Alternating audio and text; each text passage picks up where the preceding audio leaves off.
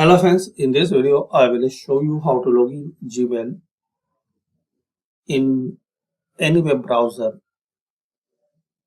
like Microsoft Edge or Chrome.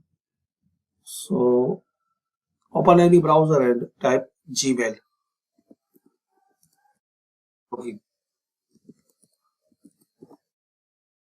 Type Gmail login and press enter. So if you are using Edge browser, so in this way you will see, but you need to click on this sign in Google Doc accounts.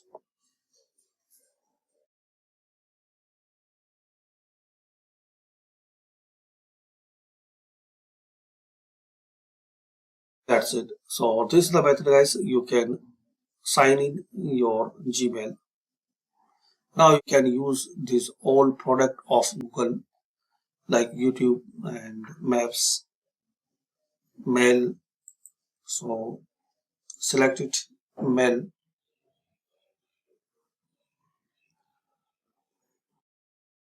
So this is the method guys, you can open